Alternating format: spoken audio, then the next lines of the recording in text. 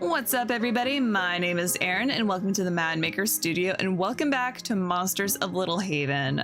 Oh my gosh, the buildup was slow, but the endings, they escalated, they were bangers, they left me more confused than I have felt in a very long time. So we are going to just real quick recap. We have finished the entire left branch of the tree. We are going to start back at the very beginning and see where this other branching path takes us. Chapter: Escape. When Kenneth left the house to find his sister, the sun was still just breaking through the thick clouds. Yes, so now we're going into this now knowing that Esme is dead. Sister. I'm starting to suspect that he's the one that did it. I'm not 100% sure, but that's just what I'm going off right now. Having circled the village of Little Haven, Kenneth's voice was beginning to give out. Esme! Esme! She wasn't even in their place under the big oak that stands in the middle of the wheat field near the house. Desperate, he sat under the oak tree for several hours until it began to drizzle. He turned around to the sound of wet footsteps behind him and saw Esme. Kenneth was angry, but his sister's shabby appearance immediately softened his tone. "Where have you been? I was looking all over for you." "Sorry, I didn't mean to." Is that why her hair is wavy? Because she's a ghost? "Come on, the hurricane's coming." Well, I guess his hair is wavy too. Never mind. Kenneth took his sister's hand and led her toward the house. "Well, you're all wet. What happened?" "Oh, I was attacked by a monster." Her killer. Trying to convey that her killer. "A monster?" "I ran away from it and got lost." Which could still be the dad. The dad could very well have been the killer. But again, if he was, why would the mom try to hide him from the police? Or let him run away from the police in our very first ending we got? "Well, now Mom and Dad will think that we ran away." "I'm sorry." Okay, so we started like, if we run into the monster, I'll give it a piece of my mind. Now we're gonna go, no need to apologize, just don't do it again. "No need to apologize, just don't do it again." "But You're too old for these fairy tales." "You're the one in denial." Esme was soaking wet, and her small steps were accompanied by squelching sounds. You're the one in denial about my death, brother. Kenneth stopped and helped Esme pour the water out of her boots. "How did you get so much water in there?" I guess now we know. "I don't know." After wrapping her in his jacket, Kenneth rushed down the washed-away trail to the house. "Thanks." The way home was riddled with fear of the impending punishment, along with squelching boot noises. "Well, it's a good thing that Grandma doesn't know, or who knows what she might think up." "I agree. Grandma always has some story in her head." 5 minutes late, and she already imagines a pack of angry dogs or bandits attacking you. Or that you tripped over a rock in the woods and fell unconscious, face first, into an anthill. This conversation lifted their spirits. "When is Grandma coming?" "I don't know. Probably whenever she and Dad make up." Oh, I miss Grandma. A heavy silence fell, but it didn't last long. Do you remember Baloo? With those words, it was as if she had stabbed Kenneth between the ribs. He remembered. That was the name of the dog the Murphy family had buried a couple of years ago. Kenneth was very fond of Baloo, and his death really hit him hard. And then, for a few months, he slept, hugging his old collar. At first, Kenneth could burst into tears at any time, so that even the other side of the pillow wasn't always dry. Change the topic. We're going to go complete opposite from our first playthrough's choices. Probably on Christmas. What? Grandma's probably coming for Christmas. She always comes. Is that soon? Well, after the snow falls and a bit of a waiting, when the decorating is finished. At that moment, they had almost reached the plot, surrounded by a fence looking fairly battered after all the years. As soon as they crossed it, something frightened Esme. I'm also letting it play through again instead of just fast forwarding this time around, just to refresh everyone's memories of what the story was about. She froze, pointing her finger toward the shed at the pier. Now we know why she's afraid of the shed on the pier. Oh, hear that?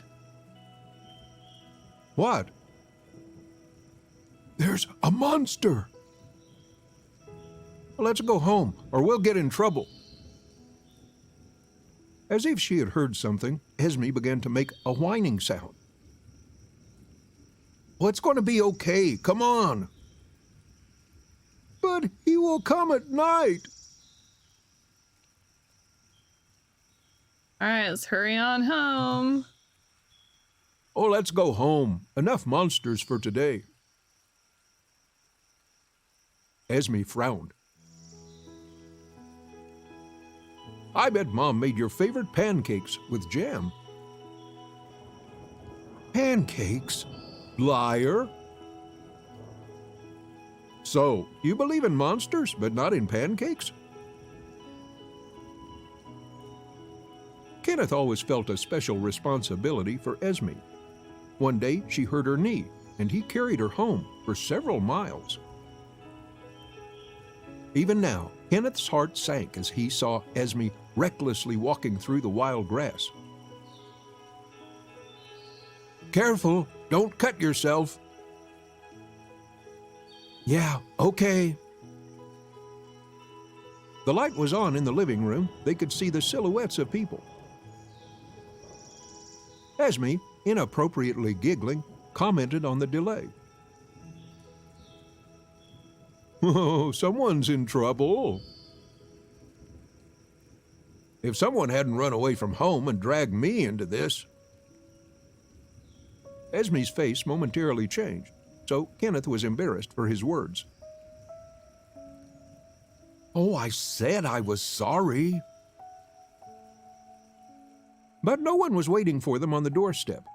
Kenneth carefully opened the door, looked around, and saw his parents talking to some man in a formal outfit, looking somewhat like a policeman.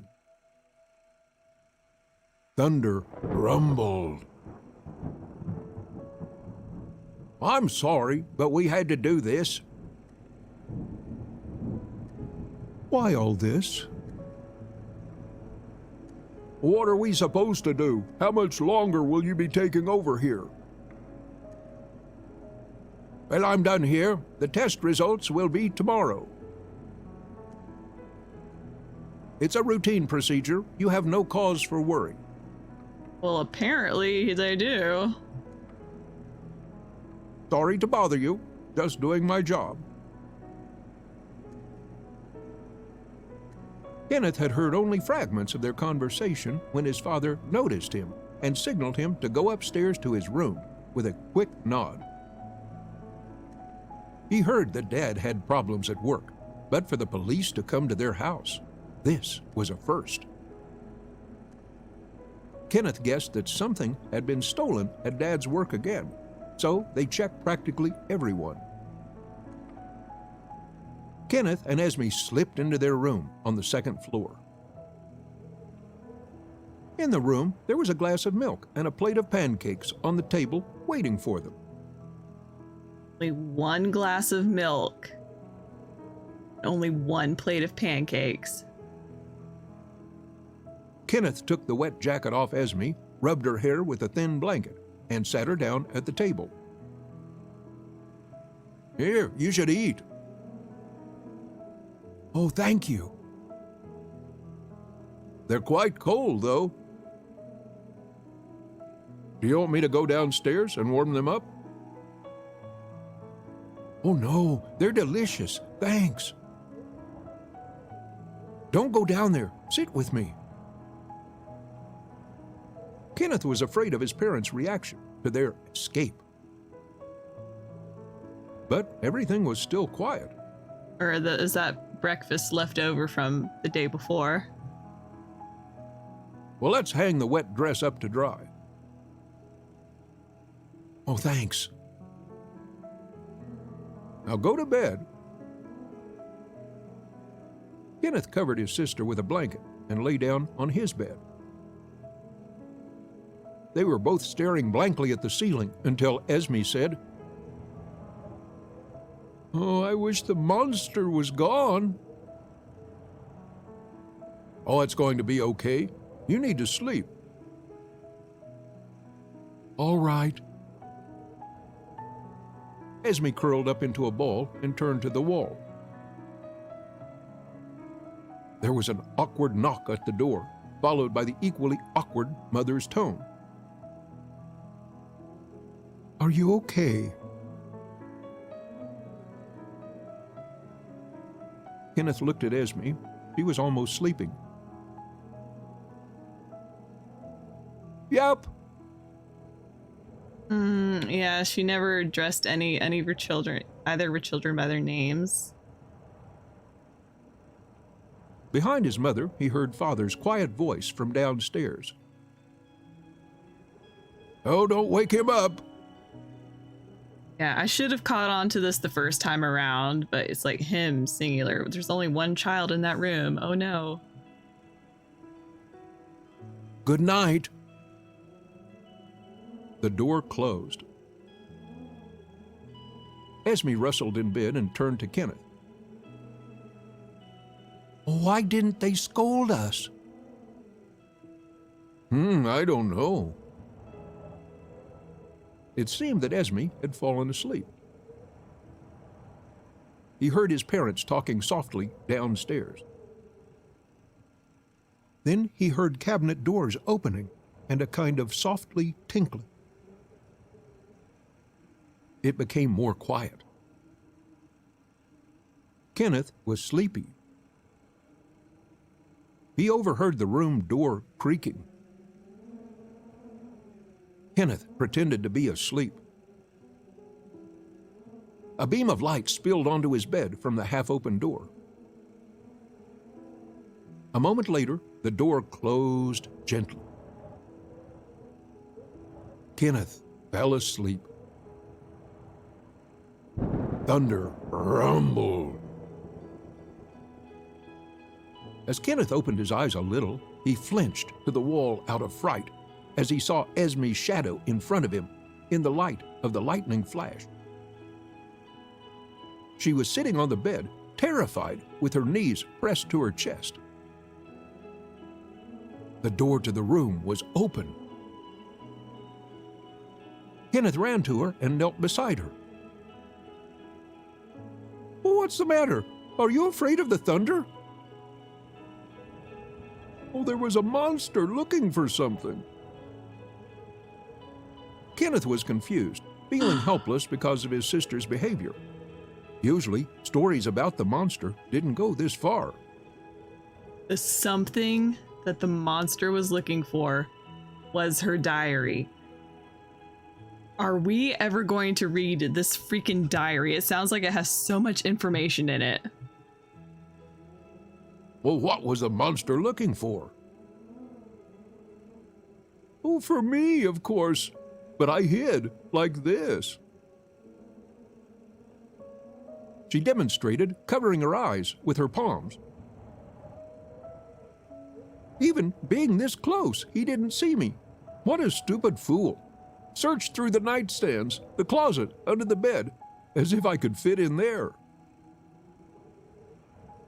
You want me to call Mom and Dad? Oh, no, don't.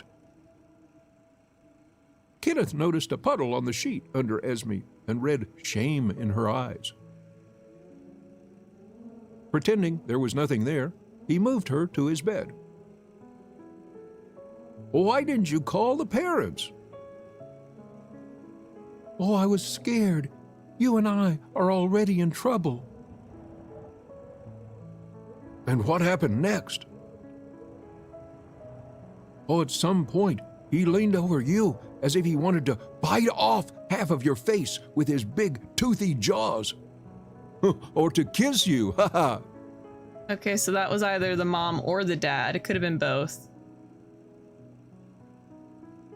Yes. Well, I didn't see. He attacked me differently. So your monster wants to give me a kiss, but attacks you? I wonder what new notes are you going to add to your diary about the monster? Well, seems to be a pretty important diary. I think we should read it eventually. Esme became upset. Because we never opened her diary the first playthrough, but we saw the monster that was drawn on the dad's photograph. He said they were the same or similar. Surely there's an option where we can look in the diary. Kenneth gave up. He just sat there for a while, waiting for what came next. Esme ran to her bed, lifted the corner of the mattress briskly, took out her diary, and put it in Kenneth's hands, as if trying to convince him of something. Kenneth knew about the diary, but Esme always kept it to herself. The book looked worn out, and at the same time, girly neat. Kenneth carefully held the diary in his hands, appreciating Esme's trust. A bow knot. Well done, Kenneth thought, keeping all jokes to himself for the time being. Oh, read. Maybe later? No, now. I need to know what's in this freaking diary. He put the diary on his nightstand. Oh, you won't laugh, will you? Esme asked as if she regretted giving away her personal diary. Oh, of course not. And don't tell anyone. Esme sat in front of Kenneth with glowing eyes and seemed not to even think about going to sleep. While Kenneth was wondering how to calm Esme down, she continued the conversation first. Why, have you ever seen it? Oh, the monster?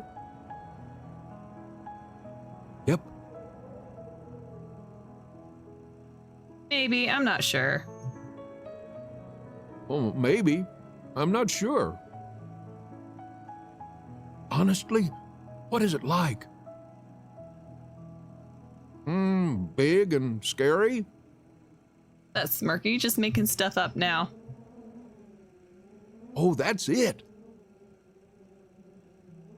Why doesn't anyone believe me? I really did see it. I believe you. Well, I believe you. Chapter Monster.